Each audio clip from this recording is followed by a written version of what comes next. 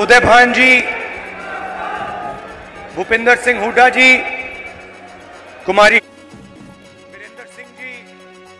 Virendra Singh ji, stage पे Congress party के senior नेता,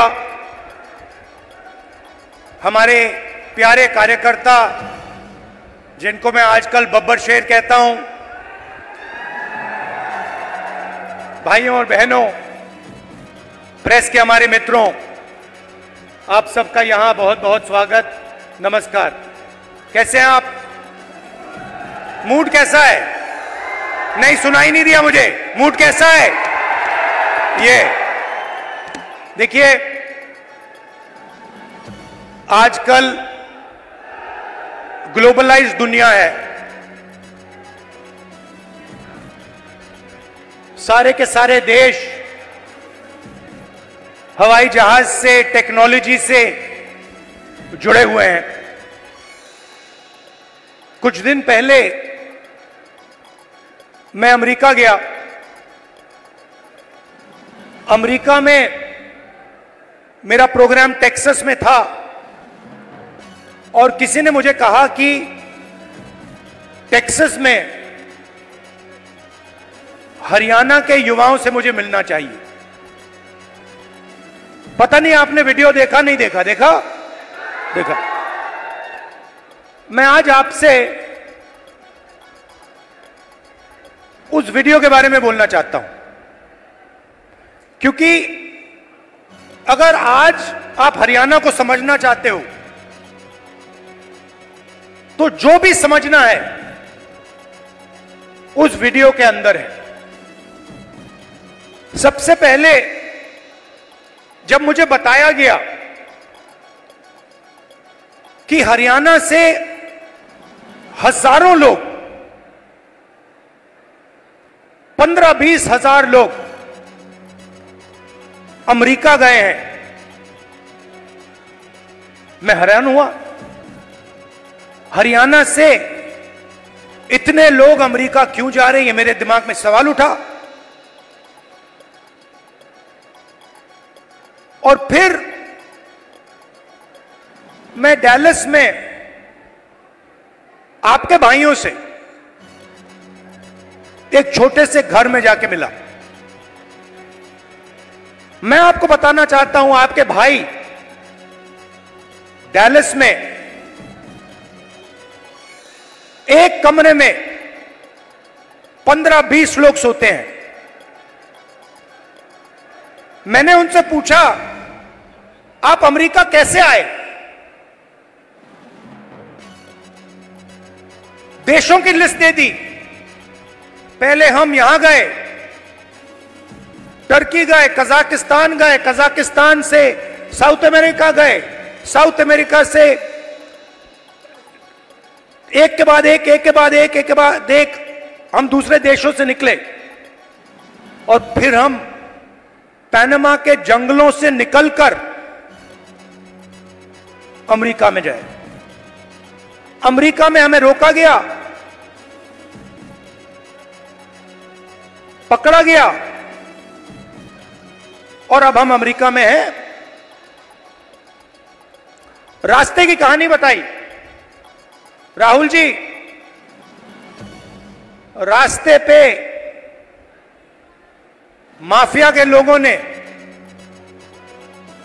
एक बार नहीं, अनेक बार हम सबको लूटा। हम समुद्र में से निकले, जंगलों में से निकले, पहाड़ों में से निकले।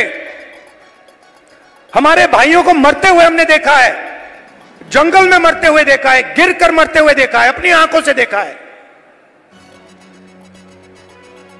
फिर मैंने सवाल पूछा, मैंने कहा कि भैया ये जो आपने सफर किया है, आप अमीर लोग तो नहीं हो। इस सफर के लिए, प्लेन टिकट के लिए, नाव के लिए, गाड़ी के लिए आपने कितना पैसा दिया? अमेरिका में घुसने के लिए आपने कितना पैसा दिया? राहुल जी, कम से कम 35 लाख रुपए अमेरिका में जाने के लगते हैं। फिर मैंने सवाल पूछा, भाई एक बात बताओ, आप 35 लाख रुपए ब्याज लिए हो या आपने अपना खेत बेचा? आधों ने कहा कि भैया हमने अपना खेत बेचा, दूसरों ने कहा हम ब्याज लिए। मैंने कहा किस रेट पे ब्याज लियो? कहते हैं 2% प्रति महीना। फिर मैंने पूछा भैया एक बात समझाओ, आपने 30 लाख, 35 लाख, 50 लाख कर्जा लिया है, आप अमेरिका जा रहे हो, 50 लाख रुपए से तो आप हरियाणा में ही बिजनेस चला लोगे। जैसे मैंने ये बात बोली हंसने लग गए। कहते राहुल जी क्या बोल रहे हो आप? 50 लाख रुपए से हरियाणा में बिजनेस नहीं चालू हो सकता है। अगर हमने 50 लाख रुपए, ये 50 लाख रुपए हरियाणा में बिजनेस चालू करने के लिए लगा दिए होते तो हमारा बिजनेस फेल हो जाता। किसी ने मुझे यह भी कहा कि राहुल जी मैंने ट्राई किया, फेल हो गया, बेरोजगारी है, महंगाई है। और जब उन्होंने मुझे बोला, मुझे दुख हुआ। उन्होंने बोला राहुल जी हरियाणा में हमारे जैसे लोगों के लिए अब कुछ नहीं बचा है। अगर एक युवा गरीब है, अरबपति का बेटा नहीं है, तो ना उसे बैंक लोन मिल सकता है, ना वो बिजनेस चालू कर सकता है, ना वो पब्लिक सेक्टर में जॉब पा सकता है, ना वो आर्मी में जा सकता है। एक के बाद एक, एक के बाद एक, एक के बाद एक, एक के बाद एक सारे दरवाजे आपके बंद कर दिए गए हैं।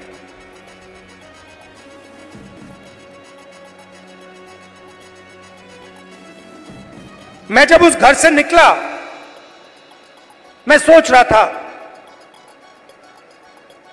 कि अगर इनकी ये हालत है तो इनके बच्चों की क्या हालत है। ये तो यहां है, कोई ट्रक चला रहा है, कोई जॉब कर रहा है, पैसा कमा रहे हैं। मेरे माइंड में आया कि इनके बच्चे क्या कर रहे हैं, इनकी फैमिली क्या कर रही है। कमरे में मैंने बात उठाई थी, मैंने कहा कि आप फैमिली से मिलते हो? नहीं राहुल जी, हम 10 साल के लिए अपने बच्चों से नहीं मिल पाएंगे, अपने परिवार से नहीं मिल पाएंगे, हमारे माता पिता मर जाएंगे मगर हम वापस नहीं जा पाएंगे। और फिर एक व्यक्ति ने मुझे कहा राहुल जी एक काम कीजिए, जब आप वापस हिंदुस्तान जाएंगे तो आप 5 मिनट के लिए हमारे परिवारों से मिल लीजिए और उनको कह दीजिए कि हम ठीक हैं, हम सलामत हैं। मैंने उनसे कहा कि भाई बताओ आपके पास तो मोबाइल फोन तो होगा, वीडियो कॉल करते होगे, तो उनको तो मालूम होगा। वो मुझे कहते हैं नहीं राहुल जी वो मानते नहीं है, हम वीडियो फोन पे कॉल करते हैं और हमारे बच्चे मानते नहीं है कि हम ठीक हैं। अजीब सी बात है।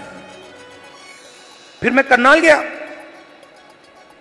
सुबह 4 बजे, कि मैं चाहता था कि मीडिया वाले ना पकड़ लें, मुझे तंग करते हैं। मैंने इनको मित्रों कहा, मतलब ये हैं अदानी के मित्र, अंबानी के मित्र। मैं गया 4 बजे सुबह, वहां बैठ गए, बातचीत शुरू। एक मेंबर परिवार का यूएस में वीडियो कॉल चल रहा है, 6-7 लोग उस साइड डैलस में बैठे हैं, 20-25 लोग परिवार यहां बैठे हैं। मैं सोच रहा हूं ये हो क्या रहा है। और फिर छोटा सा बच्चा दौड़ता हुआ दौड़ता हुआ वो कंप्यूटर के पास जाता है, कंप्यूटर को ऐसे पकड़ता है और इतनी जोरों से चीखता है कि मैंने मतलब शायद अपनी लाइफ में ये चीख नहीं सुनी। कांपता हुआ चीखता है, पापा पापा पापा वापस आओ। और पिता कुछ नहीं कह पाता है।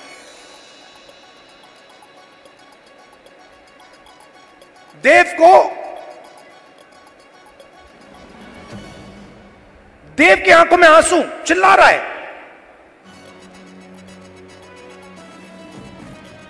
और पिता हजारों किलोमीटर दूर मुस्कुराने की कोशिश कर रहा है, नहीं मैं ठीक हूं। किसी ने कहा बच्चा इमोशनल हो गया। मैंने माइंड में सोचा कि इमोशनल हो गया, इसके हर रोज सीने में छुरे लग रहे हैं। इमोशनल शब्द का क्या मतलब है? वो अपने पिता को 10 साल के लिए नहीं देखेगा, छू नहीं पाएगा, गले नहीं लग पाएगा। क्यों? क्योंकि हरियाणा की सरकार ने हरियाणा को नष्ट कर दिया है, खत्म कर दिया है। वो देव की चीखें नहीं थी, वो हरियाणा के हर